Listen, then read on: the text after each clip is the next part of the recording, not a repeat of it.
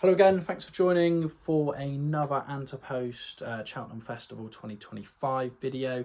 I'm literally just going to cover the two races in this, so the Open Company hurdles, which will be the Champion Hurdle and the Mayor's Hurdle, both on the Tuesday. We've had a bit of news this week about a potential further setback for Constitution Hill, so I thought I'd get a video out. I've just spotted, I've seen how I'm going to be playing the race.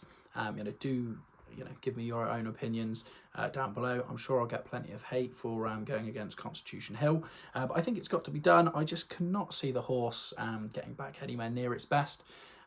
Whereas you've got State Man, who's obviously ultra consistent. You've of course got Lossiemouth potentially coming through into Open Company ranks. Whether she'll stay down the Mayor's Hurdle route is probably what I would lean towards.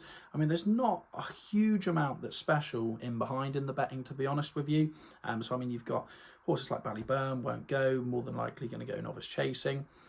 Mystical Power, time will tell. I can't see him going chasing, so certainly potential that he'd show up here.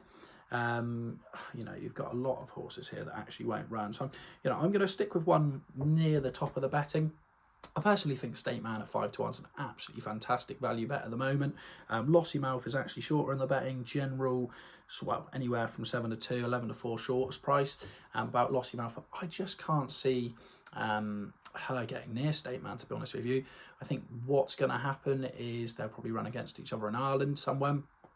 State Man will have the beating of her, and sure enough, Lossiemouth will be sent to the Mayor's Hurdle. I'm, in the camp that I don't think Constitution will show up at all, and if he does, I don't think he'll be at his best. So I think State Man, the most consistent horse in the race by a long stretch, just turns up, gets the job done. He's not the most flashy winner in the world, but a 5 to 1 for last year's winner, I certainly think that's a hell of a price.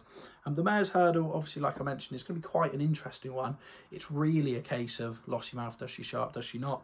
She's currently 2 to 1 head of the betting. Of course, you've got Jade DeGrugy as well for the Willie Mullins team. Who's a hell of an hour, but she lacks that sort of magic spark that Lossiemouth has, of course.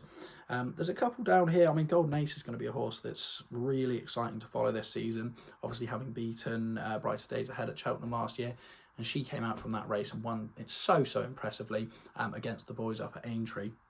I think though, Golden Ace is probably skinny enough at 8 to 1 this far out. There is one horse that I really fancy for this. I think this should be their plan. Who knows? It may well not be. But I think Lucia at 14 to 1 ran a hell of a race in the Champion last year at a time when Nicky Henderson's just weren't firing at all. I don't think 2.5 miles is gonna be an issue. The slight step up in trip. She ran creditably at Aintree, following on from that, beaten 7 lengths in Perry Pass, Bob Ollinger and Langatan. That horse. Well, I won't say any more. But anyway, I think Lucia at 14's, given the run that she gave in the Champion last year, it's such a bad time. I think we can massively upgrade that run.